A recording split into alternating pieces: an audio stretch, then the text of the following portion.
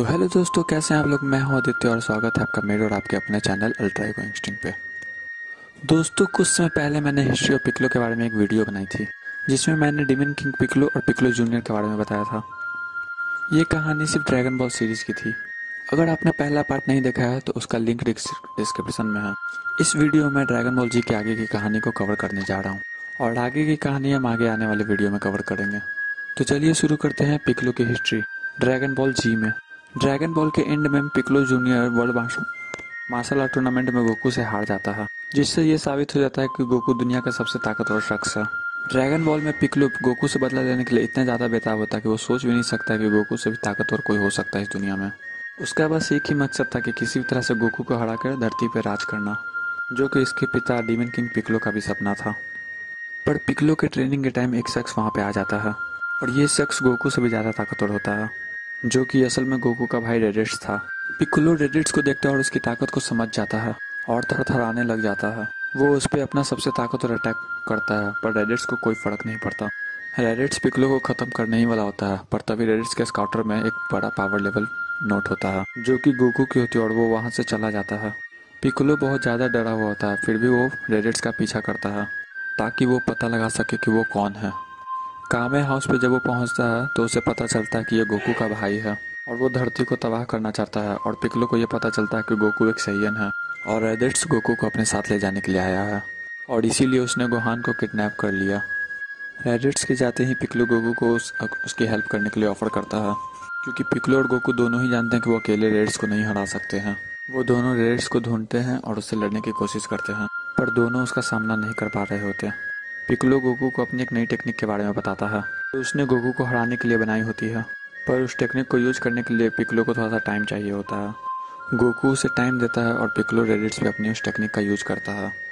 रेडिट्स जो बड़ा आराम से लड़ रहा था और सोच रहा था कि वो बड़ा आराम से जीत जाएगा, अब वो सीरियस हो जाता है। वो पिक्लो और गोकू को हराने लगता है, पर तभी गोहान गुस्से में रेडिट्स के शिप को तोड़ के निकल आता है और रेडिट्स को बड़ी बुरी तरीके से घायल कर देता है। पिक्लो और गोकू इस चीज़ का फ़ायदा उठाते हैं और रेडिट्स के टूटे हुए जगह पे अपनी टेक्निक को यूज करने का सोचते हैं, और उसके बाद वो लोग रेडिट्स को हरा देते हैं। पर इन सब में गोकू की भी जान चली जाती है। रेडिट्स भी बड़ी बुरी तरीके से घायल हो गया है, लेकिन वो अभी भी मरा नहीं होता है। इससे पिक्लो गोकू को मारकर अपने पिता की मौत की बदला तो ले लेता है, पर उससे एक गलती हो जाती है, और वो रेडिट्स को बता देता है कि गोकू ज़्यादा दिन तक मरा नहीं रहेगा। वो लोग ड्रैगन बॉल्स का इस्तेमाल करके गोकू को वापस से जिंदा कर देंगे। रेडिट हंसता है और बोलता है कि दो सैयन जो उससे ज़्यादा ताकतवर है, वो उसके लिए धरती पर आएंगे और उनसे बदला लेंगे और उसे जिंदा कर देंगे और धरती को तबाह भी कर देंगे। के बाद पिक्लो रेडिट्स को मार देता है और गोकू भी मर जाता है और उसकी बॉडी गायब हो जाती है। पिक्लो गोहान की ताकत को देख चुका था, इसीलिए वो उसे ट्रेन करने के लिए किडनैप कर लेता है और एक वेस्ट लैंड में छोड़ देता है। वो चाहता है कि गोहान खुद जीना सीख सके, चाहे वो सिर्फ 5 साल का ही क्यों ना हो। जब गोहान काफ़ी दिनों तक के लिए भूखा होता है तो पिक्लो उसके लिए काफ़ी सारे सेब लेके जाता है, जिससे पता चलता है कि पिक्लो बदल रहा है। तभी गोहान बदल जाता है ग्रेट टेक में। तब पिक्लो को समझ में आता है कि ये सैयंस की एक ट्रांसफॉर्मेशन है जो मून के वजह से होती है, और तभी वो मून को डिस्ट्रॉय कर देता है ताकि सैयंस उसके लिए इसके खिलाफ मून का इस्तेमाल न कर सके ग्रेट एप में बनने के लिए। और इसके बाद वो गोहान को 1 साल तक ट्रेन करता है। कुछ समय बाद वेजिटा और नापर धरती पे आ जाते हैं, और हमारे जी वॉरियर्स धरती पे उनका इंतजार कर रहे होते हैं। सैयंस से पहले और पिक्लो और कामी को पता चलता है कि वो भी गोकू की तरह एक एलियन है, और उनकी रेंज को नेमेकियंस कहा जाता है। जब इन सैयंस के बनाए साइबरमैन्स गोहान पे हमला करते हैं तो पिक्लो उन सबको मार के गोहान को बचा लेता है। पिक्लो इस बैटल में गोहान को एक और बचाता है और उसे गुस्से में घर जाने को कह देता है, क्योंकि वो लड़ नहीं पा रहा होता।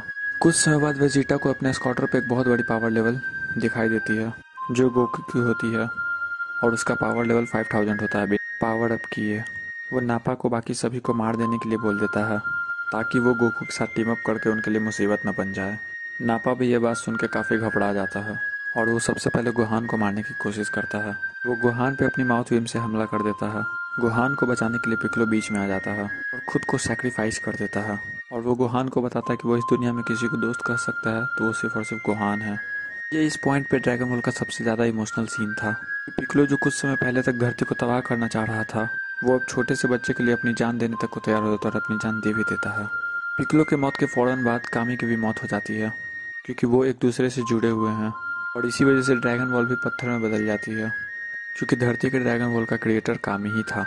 और इसके बाद गोकू वेजिटा को हरा देता है और बुल्मा क्रिलिन और गोहान के साथ नैमेक पे जाती है ताकि वो सारे के सारे जी वॉरियर्स को जिंदा कर सके और धरती के ड्रैगन बॉल्स को वापस ला सके। गोकू की तरह ही पिक्लो भी स्नेक वे को पार करके किंग काय के प्लेनेट पे चला जाता है और ट्रेनिंग करता है। नैमेक पे वेजिटा और फ्रीजा से बहुत ही खतरनाक लड़ाई के बाद नैमेक का ड्रैगन पड़ूंगा एक शख्स को जिंदा करने के लिए बोलता है, तो पिक्लो बोलता है कि मुझे जिंदा करो, मैं एक नैमेकियन और अपने लोगों का बदला फ्रीजा से जरूर लूंगा। जैसे ही जिंदा होकर नैमेक पे जाता है वो एक अनजान जगह पे पहुंच जाता है। क्योंकि पड़ूंगा को पिक्लो को लाने के लिए कोई स्पेसिफिक जगह का नाम नहीं बताया गया था, तो बस उसने नैमेक पे पिक्लो को ले आता है कहीं भी। वो जैसे ही उड़कर फ्रीजा के पास जा रहा होता है उसे रास्ते में एक नैमेकियन दिखता है जो कि बहुत हद तक पिक्लो की ही तरह दिख रहा होता है। वो नैमेकियन बहुत ही बुरी तरह से घायल होता है जिसका नाम नील रहता है। वो पिक्लो को बताता है कि पिक्लो बहुत ज़्यादा ताकतवर है और वो और ज़्यादा ताकतवर हो सकता है उसके साथ फ्यूज करके। पिक्लो पहले तो हिचकिचाता है पर नील पिक्लो को बताता है कि फ्यूजन के बाद पिक्लो अपनी बॉडी रख सकता है और उसकी पर्सनैलिटी भी चेंज नहीं होगी। इसके बाद पिक्लो मान जाता है और फ्यूजन के बाद वो और ज़्यादा ताकतवर हो जाता है। उसकी ताकत इतनी ज़्यादा बढ़ जाती है कि वो खुद अपनी ताकत पर विश्वास नहीं करता। पिक्लो बहुत जल्दी ही फ्रीजा के पास पहुंच जाता है और फ्रीजा इस वक्त अपनी सेकंड फॉर्म में होता है। फ्रीजा इस वक्त क्रिलिन, वेजिटा और गोहान से लड़ रहा होता है। पिक्लो फ्रीजा से लड़ने लगता है और उससे बराबरी का टक्कर भी देता है। वेजिटा भी हैरान होता है कि जो नैमेकियन कुछ समय पहले तक इतना कमज़ोर था वो कुछ ही महीनों के ट्रेनिंग में इतना ज़्यादा ताकतवर कैसे बन जाता है कि अब वो फ्रीजा से लड़ और उससे बराबरी की टक्कर भी दे रहा होता है। फ्रीजा अपनी थर्ड फॉर्म में आ जाता है और पिक्लो को हरा देता है। गोहान पिक्लो को डंडे के पास ले जाता है ताकि वो ठीक हो सके। पिक्लो फिर लड़ने के लिए फ्रीजा के पास जा रहा होता है पर तब तक फ्रीजा अपनी फोर्थ फॉर्म में आ जाता है। पिक्लो अब उसकी ताकत के आसपास भी नहीं है। वेजिटा अपनी जंकाई बूस्ट के बावजूद भी फ्रीजा से लड़ाई नहीं कर पा रहा होता है। तभी गोकू वहां आ जाता है। वेजिटा फ्रीजा के हाथों मारा जाता है। गोकू भी फ्रीजा का मुकाबला ज़्यादा देर तक नहीं कर पाता और वो स्पिरिट बॉम्ब बनाने लगता है। गोकू को थोड़ा सा टाइम देने के लिए पिक्लो फ्रीजा से लड़ने लगता है। गोकू फ्रीजा पर अपने स्पिरिट बॉम्ब को मारता है। ऐसा लगता है कि फ्रीजा बाहर की ओर मर भी गया। सभी बचे हुए जी वॉरियर सेलिब्रेट करने लगते हैं पर तभी फ्रीजा पानी से बाहर निकल आता है। वो गोकू पर अपनी एक लेजर बीम छोड़ता है। इससे पिक्लो देख लेता है और गोकू को बचा लेता है और लगभग मारा ही जाता है। फिर फ्रीजा क्रिलिन को भी मार देता है कि गुस्से में भड़क कर गोकू सुपर सैयन में बदल जाता है और गोहान पिक्लो को लड़ाई से दूर ले जाता है ताकि डंडे पिक्लो को हील कर सके। फ्रीजा खत्म हो जाता है। नैमेकियंस एक नया प्लेनेट ढूंढ लेते हैं जिसे हम लोग न्यू नैमेक के नाम से जानते हैं। नैमेकियंस पिक्लो को नैमेक पे चलने के लिए बोलते हैं पर पिक्लो धरती पर ही रुकने का फैसला करता है ताकि वो ट्रेनिंग करता रह सके और गोहान की रक्षा कर सके। तो दोस्तों ये वीडियो यहीं पे ख़त्म हो जाती है और पिक्लो की हिस्ट्री का अगला पार्ट मैं जल्दी ही आप लोग के लिए लेकर आऊँगा। आप मुझे कमेंट करके बताइए कि आपको ये वीडियो कैसी लगी। मेरी अगली वीडियो जल्दी ही आएगी। तब तक आप इस वीडियो को देख के लाइक करिए और कमेंट करिए और मुझे बताइए कि आपको ये वीडियो कैसी लगी।